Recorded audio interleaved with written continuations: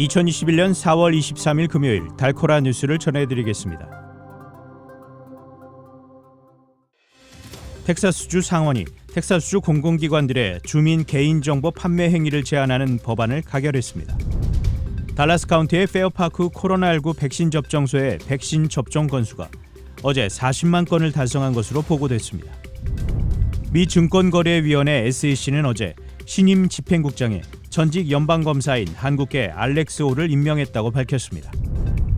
조 바이든 대통령이 자본이득세 최고 세율을 배로 인상하는 방안을 추진할 것으로 전망됩니다.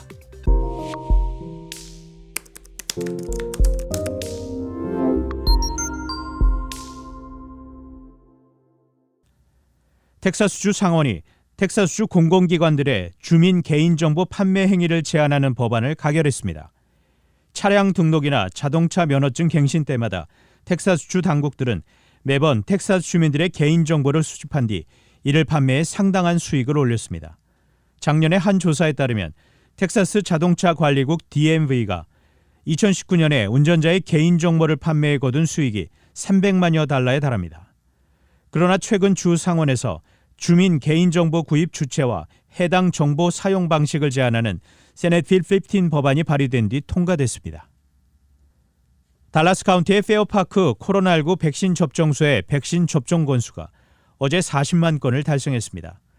40만 번째 백신 접종 성과가 달성되면서 달라스 카운티 전체 인구의 45%가 최소 1차 백신을 접종했습니다. 또한 이는 약 한 달 전보다 20% 상승한 수준입니다. 클레이 젠킨슨 달라스 카운티 판사는 이번 성과에 대해 그간 많은 사람들이 지속적으로 기울여온 노력이 쌓여 달성된 결과라고 평가했습니다. 한편 페어파크 접종소에선 직장인들을 위해 다음 주 목요일부터 접종 시간을 밤 9시까지 연장해 운영할 계획입니다.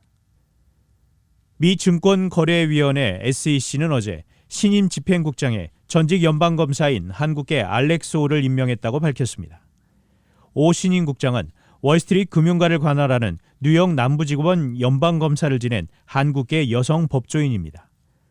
서울에서 태어난 오 신임 국장은 11살 때 메릴랜드주로 이주해 예일대 로스쿨을 졸업했습니다.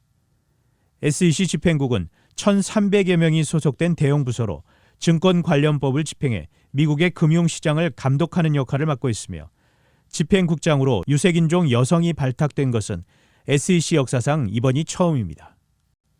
조 바이든 대통령이 자본이득세 최고 세율을 배로 인상하는 방안을 추진할 것으로 전망됩니다. 어제 블룸버그 통신은 이 사안에 정통한 관계자를 인용해 바이든 대통령이 1년 이상 보유한 자산에 대한 자본이득이 100만 달러 이상인 개인의 경우 최고 세율을 현행 20%에서 배 수준인 39.6%로 상향하는 방안을 제안할 예정이라고 전했습니다. 이미 바이든 대통령은 연소득 40만 달러 이상의 급여 등을 받는 소득자에 대한 소득세 최고 세율도 현행 37%에서 39.6%로 올리겠다는 공약을 제시한 상태입니다. 단신 뉴스입니다.